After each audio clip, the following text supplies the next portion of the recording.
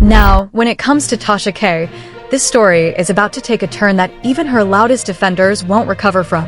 And I have to be straight with you before we open this thing up, because the Tasha K loyalists have somehow become the most allergic to receipts crowd in the entire online courtroom, and they have this strange, almost cult-like reflex of silencing every single criticism aimed at their patron saint by simply screaming louder, flooding every comment section with the same recycled nonsense, and pretending the federal docket doesn't exist. Well, congratulations to them. They poked the lion. They forced this conversation. They opened the door I didn't even need to walk through, and now I'm walking through it anyway. And I just have to say, if you've ever donated to one of her suspicious little GoFundMe campaigns, if you've ever defended her in a group chat, if you've ever told yourself that this woman was some misunderstood truth-teller fighting a billionaire bully, you're about to have a very uncomfortable afternoon. They're not going to like this one. They're going to lose their minds. So roll with me, smash that like button, hit subscribe, and push this video up the algorithm. I've never needed you in my corner more than right now, because without further delay, let's open the file. When it comes to Tasha K and this fresh federal lawsuit and every single little maneuver the self-anointed gossip empress has been pulling in her so-called new chapter, well, sitting right in the middle of the smokescreen that the unholy partnership of Tasha and her husband Cheick Ndikibe have been spinning behind those LLC paperwork dates. Again, this is the level of audacity we are up against. A woman ordered by a federal court to be quiet, sitting in oversized wine glasses on a podcast, calling herself the queen of an entire platform while a judge is literally counting her violations in real time.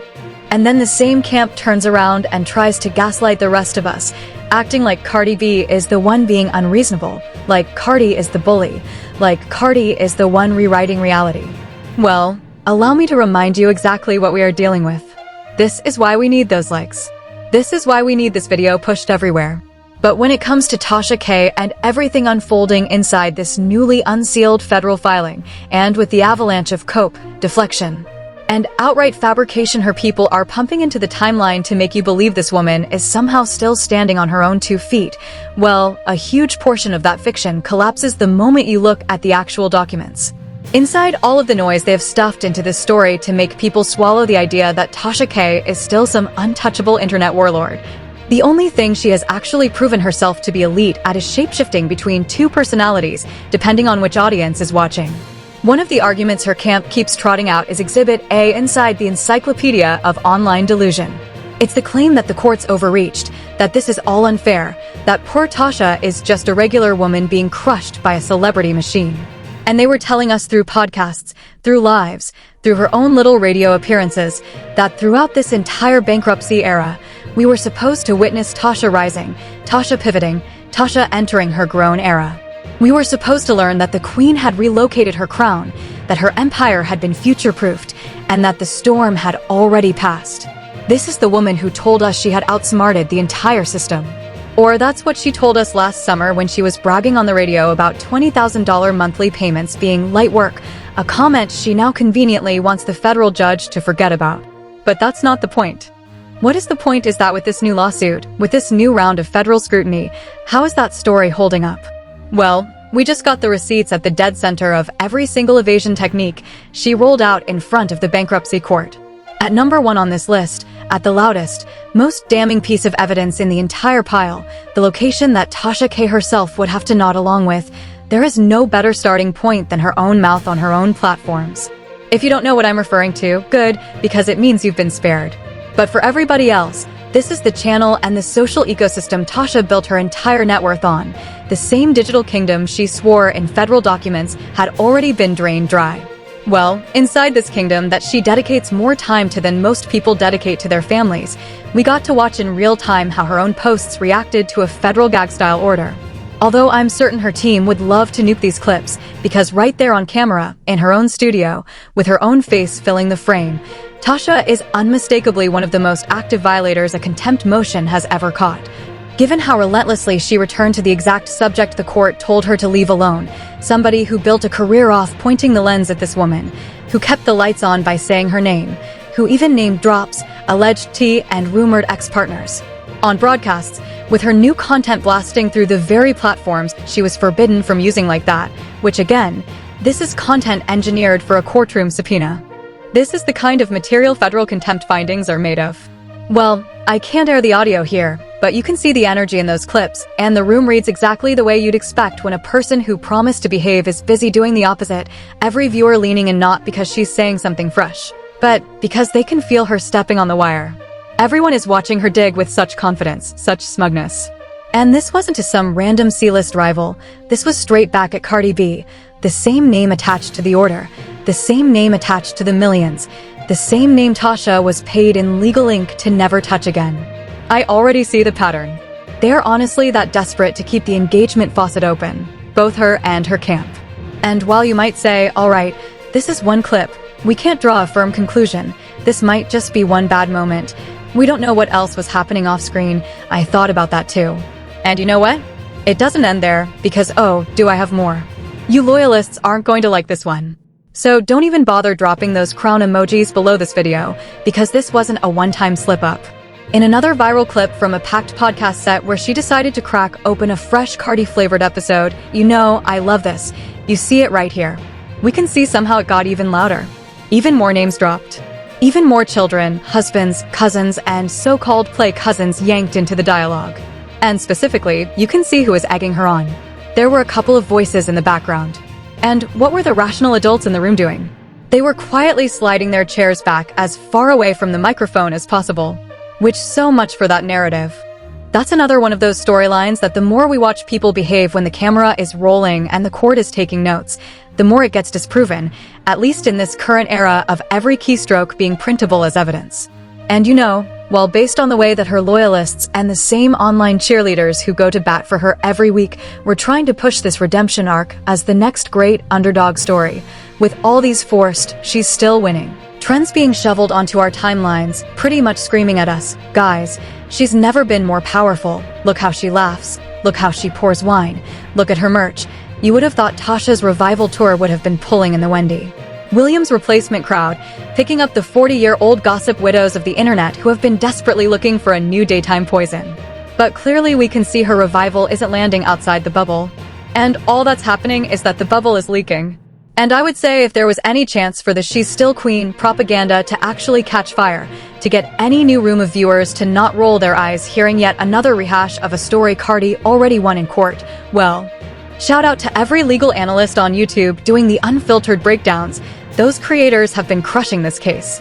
And whether they're stacking the docket against her own statements and showing how Tasha contradicted herself across 7 different platforms, or they're doing the opposite, dismantling her latest excuses by overlaying her radio brags against her bankruptcy declarations, we are seeing how much of a courtroom comedy this entire saga really is. And again, how much of a long con is being staged in real time to convince anyone that this is something more dignified than what it really is, which is a woman openly mocking a federal order while pretending to be financially flatlined. And from something like that to the viral clip of fans reacting to her latest "I'm broke" speech, which is hands down the most unintentionally hilarious courtroom-adjacent monologue we have seen in modern internet culture, I would say that with confidence. Because seriously, every time I see that clip slide across my feed, every time it reappears on my timeline, it keeps climbing, keeps adding views. It had something like several million the last time I checked, and I keep laughing harder and harder because the contradiction is on the same screen. Well, I do think that with the truly unbiased breakdowns flooding the platform, it has done devastating damage to the rehab campaign that was meticulously designed to soften her image. And it has already unwound a lot of the programming that was being forced on the casual viewers and short attention span scrollers. And with all of this, I'm not just saying that her supposed empire clearly isn't standing when you actually talk to people who are following the case with their own eyes, and not with her latest podcast rant playing in their ear. But I'm also saying that when you see how this story is moving in the real world, well, I'm not even going to keep explaining. I'm actually just going to show you. I want every single person watching to lock in on the gap between what is being marketed to you and what is being filed against her, because I have a tip for you. If everything is being shouted at you, it probably isn't true. Well, I want to put 2 different timelines side by side, because together they give you the cleanest snapshot of where this thing actually stands and how it actually plays out. Which is going to prove to you that while Tasha K is bleeding credibility with every new filing and never looking more cornered, or at the very least we can absolutely and undeniably say that the "I'm just a humble broke girl from Atlanta" routine is not resonating with the people actually paying attention to the docket. You remember that original 2022 verdict that a lot of her defenders are trying to act like was some unfair, overblown punishment, some technicality of a victory by Cardi B? I saw somebody compare it to a slap on the wrist, which is just letting me know that a lot of you have to be eating very well in that delusion buffet. Tasha must be sliding cash apps and church donations to everybody. Well, this is what it actually looked like when Cardi B walked out of that Georgia courtroom with a $3.8 million hammer and headlines that ran for weeks, just like Cardi's legal team told us they would. Do you see it? Well, one woman built her empire on telling lies, the other built her case on collecting receipts. And you know, with these tectonic moments where we are seeing Tasha's entire narrative fail every honest test, and the cope is getting more and more frantic, and people in her circle and all of the other side characters trying to ride her coattails are speaking on what this lawsuit means, and how everything around defamation law is shifting and for the better, because supposedly Tasha is still standing at the center of culture. Yet again, back to my point about marketing versus reality. They're telling us this, but what are we genuinely seeing, and what is the federal docket genuinely showing us?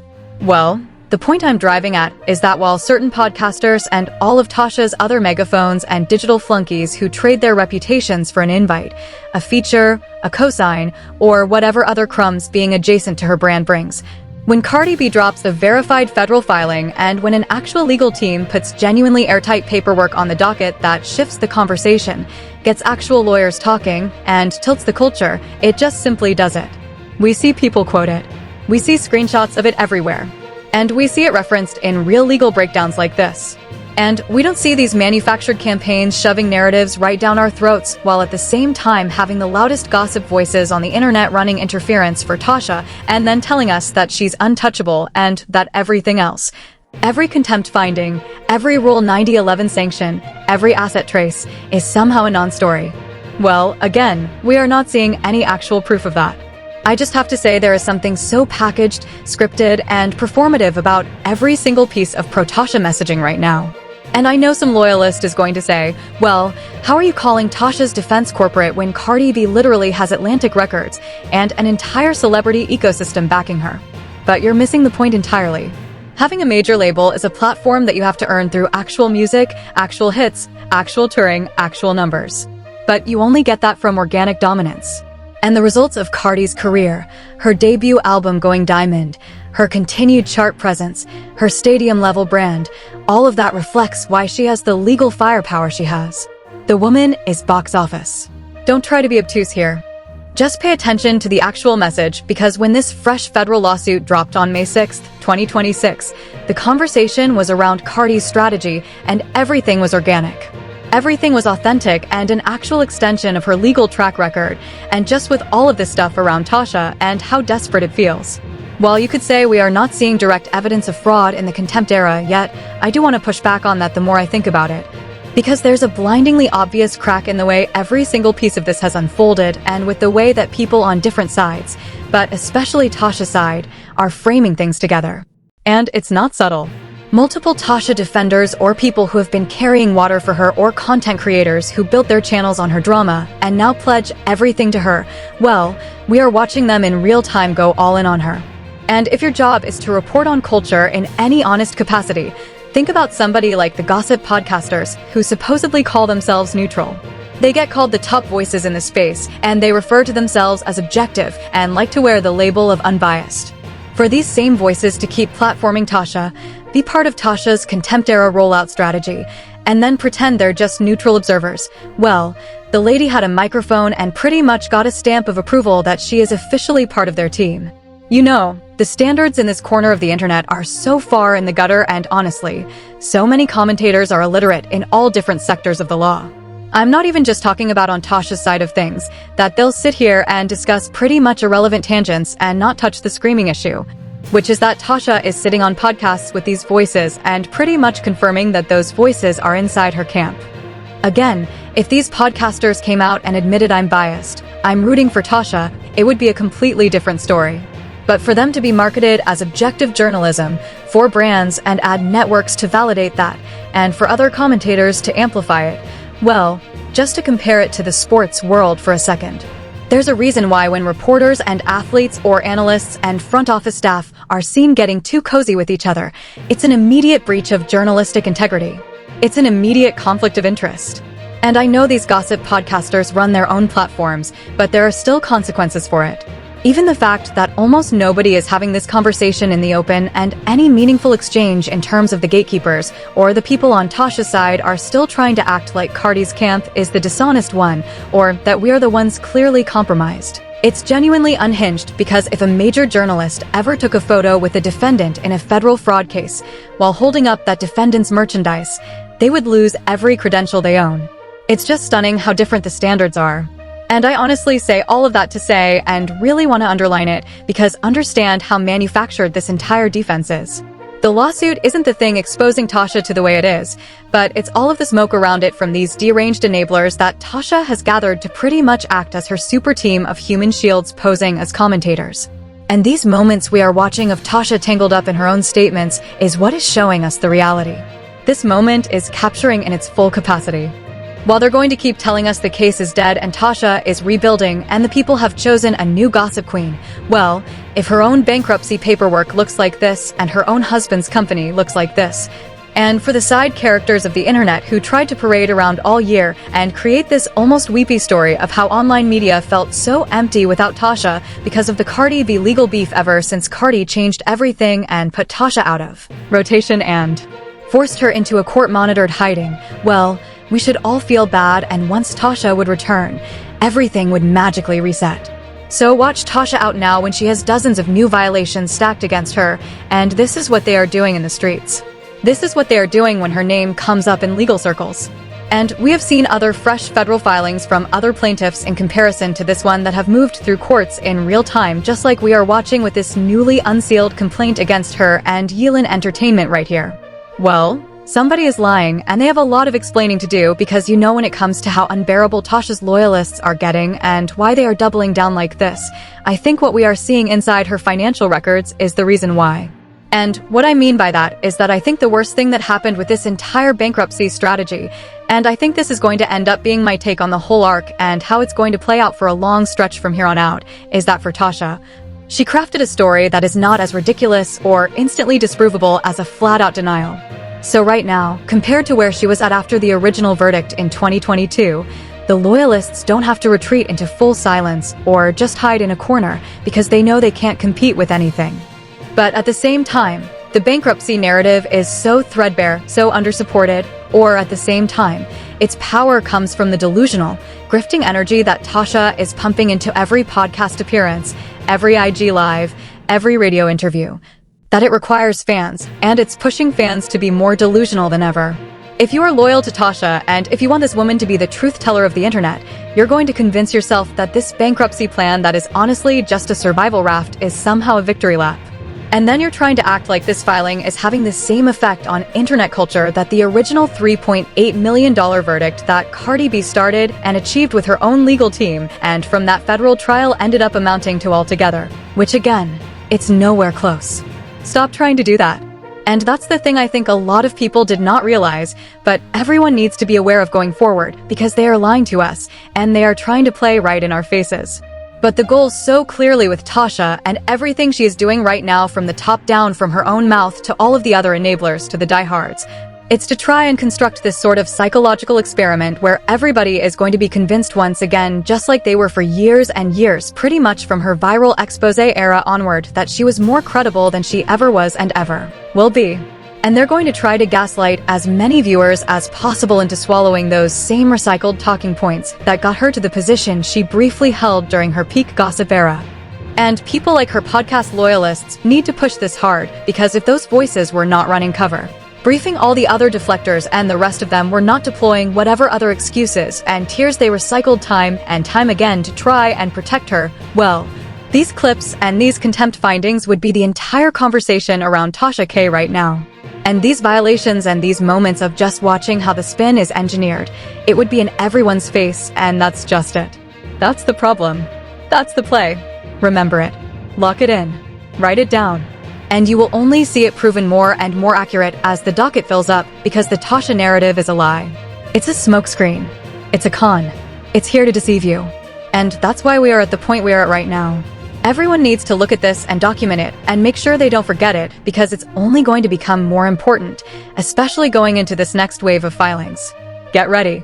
Because as Tasha and everyone around her tries to pull off a collective heist and almost amnesia exercise on our collective memory and basic intelligence as viewers, as they want us to listen to her say, "I'm broke, I have nothing, the system destroyed me," and suddenly believe her, don't fall for it because it's all baked into the strategy. But unfortunately, with this strategy that wants us to crown a defendant in a federal contempt case, actually anoint her and use her to bulldoze decades of defamation precedent and the current legal status quo, the worst part about all of this is that it's only going to get much louder. The attempts to try and rehabilitate and really resurrect Tasha are only going to get more aggressive. The way they frame everything from the law itself to people who respect courtroom rulings to the double standards they try to invent to protect their idol. And with everything they are going to deploy against Cardi B's legal team, it's all going to get so much messier. It's all going to get so much more unbearable. And you need to be ready for that. The one thing that Tasha and her circle does very well, and I have to give it to her, well, is that they understand how easily narratives can be twisted.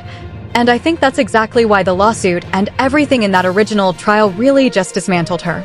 Because if we look at the actual evidence and we compare the legal firepower, I think we can all agree that Tasha moved very arrogantly and that while Cardi delivered some of the cleanest legal performances of all time and some of the sharpest cross-examination moments of the year, Tasha really was overconfident.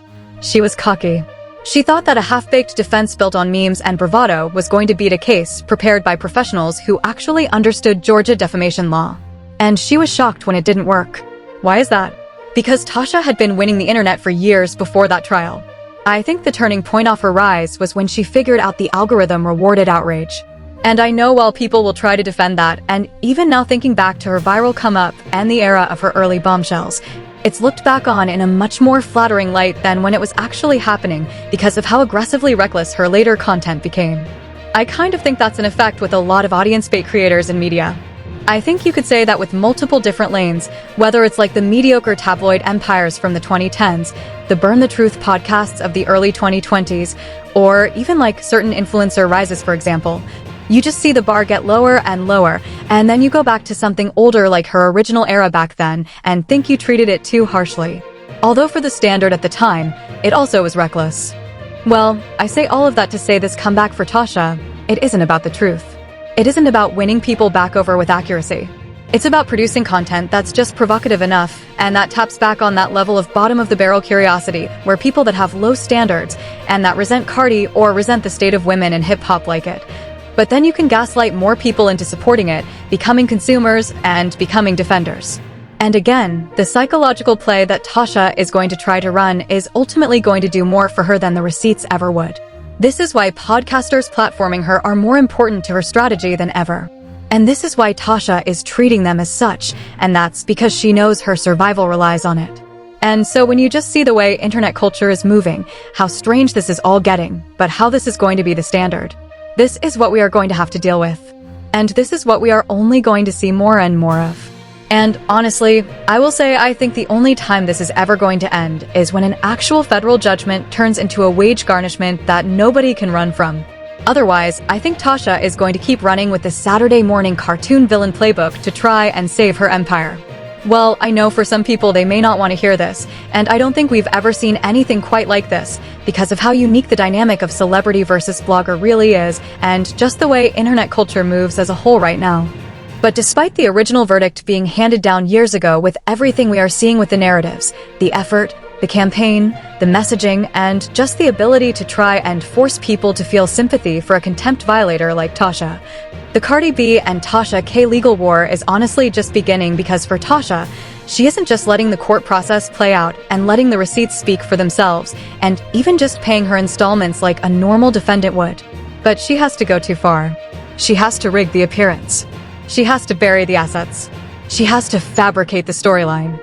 She has to push everything more and more to try and give this overwhelming impression that she is somehow the victim because she knows she can't stand on her own. Tasha knows that she did not build a financial defense that is anywhere near the level of legitimacy as Cardi's offense. And the only way that she can try to make it look like it is, well, if she clips up that podcast, uses snippets of Cardi B saying something out of context or some sort of an aside before getting back to the real point. and tries to frame that as your reference point for this entire saga.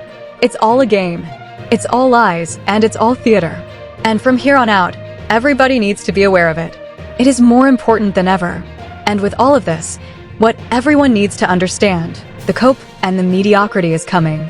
So get ready for it and understand what is happening, because all together with this stuff and with what they are trying to do with it, they want to deceive you. And when you don't accept this lazy mediocrity and the smoke that comes with it, Tasha doesn't just lose, but the law and the truth wins. But before we shut the laptop on this thing, let me drag you into the actual paperwork, because the part of this story most people are sleeping on is the part that's going to put Tasha and her husband Cheick Ndikibe in the same financial body bag. Cardi's team didn't just refile for a contempt slap. They dropped what reads like a script for a Netflix true crime episode. The new federal complaint, filed May 6, 2026, accuses Tasha and her husband of building what Cardi's lawyers basically describe as a synchronized two-act fraud play. Act 1 is the business shell game. Act 2 is the personal income rerouting. And every line in the docket is engineered to make a jury say, wait, this isn't a coincidence. Let me walk you through the first move, because this is where the storyline switches from messy to sinister. Keebi Studios LLC, the media company built around Tasha's name, allegedly hauled in over $1 million in YouTube revenue between 2019 and 2023. That's not a small operation. That's not a side hustle. That's a content empire. And then mysteriously, conveniently, with impossible timing, that entire business pipeline allegedly transfers over to her husband's company, Yelen Entertainment, with no money changing hands for the supposed sale. Then Keebi Studios dissolves. Then Tasha's name allegedly disappears from the relevant accounts. Then the income allegedly runs through her husband. Then her husband allegedly catches the bags and slides her money off the books, away from anything a court can touch. Cardi's lawsuit basically screams it. This wasn't a business decision. This was a getaway car. And the engine was running before Cardi's lawyers even reached the driveway. Now let's talk about the house. The 5-bedroom, 4-bathroom estate sitting on a Georgia golf course with lake views. The same property the couple allegedly bought for around $380,000, then upgraded, then listed for rent, then flexed online for $875,000, branded all over the internet as Tasha K's Georgia estate. That same house. The same one Cardi publicly threatened to attach. Suddenly, that same property allegedly slides over to her husband, who then becomes the sole owner. No messy divorce. No public separation. No moving boxes. No, we're rebuilding our lives apart announcement.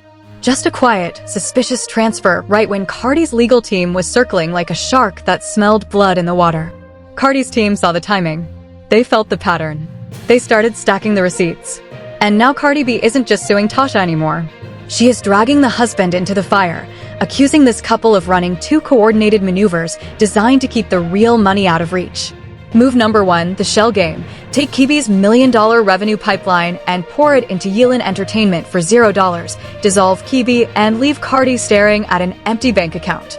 Move number 2, the personal income reroute. Strip Tasha's name from the financial paperwork, funnel her earnings through her husband's LLC, and quietly hand her cash on the back end so no court order can intercept it.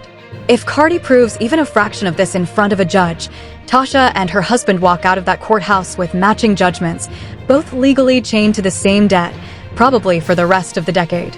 This isn't gossip blog beef anymore. This is a federal-level financial horror film, and Cardi B is the villain in Tasha's story, but the hero in her own. And she is not blinking. And here's where it gets even uglier for Tasha, because the legal shrapnel didn't stop at her front door. It hit her own lawyer too. Cardi's team caught errors, baseless arguments, and questionable filings inside Tasha's attorney's paperwork. The judge looked at it, didn't flinch, and slapped Tasha's legal team with sanctions under Bankruptcy Rule 9011, which is basically the court's way of saying, if you're going to file nonsense at this level, you're going to pay a tax for it. Translation: Tasha's attorney now has to cough up 10% of Cardi's attorney fees, and that money doesn't go to the court, doesn't go to charity, doesn't go into a holding account, it goes straight into Cardi B's pocket. Tasha's lawyer didn't just lose the argument. They got financially charged for the privilege of losing it. And that right there is one of the rarest, most embarrassing endings a legal defense team can have on the record. Meanwhile, Tasha was out in public living a completely different life. Oversized wine glasses on camera. Calling herself the queen of an entire platform on the radio. launching GoFundMe campaigns, bragging that her $20,000 monthly payments were light work, talking about her entourage, talking about her trips, telling the public, "I'm not drained. I'm good. Cardi didn't take me down." And then, in the same week, telling a federal judge with a straight face, "I don't have any money. I am financially destroyed." Cardi heard both. Cardi's lawyers screen-recorded both. And Cardi B said, "Bet. I'll find it." That single line is the entire energy behind this new lawsuit. That single line is why a husband is now a defendant. That single line is why an LLC is now in the crosshairs. That single line is why a Georgia house transfer is now Exhibit B. Now let's pull back, because the deeper you look at this case, the more you realize it isn't about money anymore. People close to the situation are saying out loud that for Cardi, this stopped being about a check a long time ago. This is about public correction and legal precedent. Tasha didn't just insult her. She repeatedly accused her of horrible things on enormous platforms. She kept doubling down even after losing.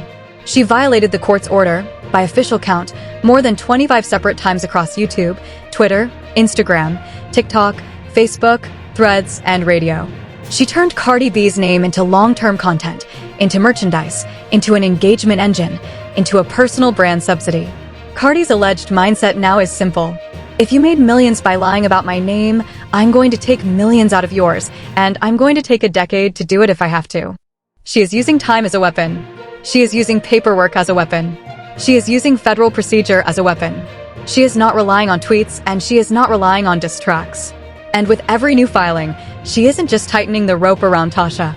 She is sending a public memo to every creator who thought defamation was a marketing strategy. The memo reads, "You can run a smear campaign for clicks, but you can't outrun a federal judgment.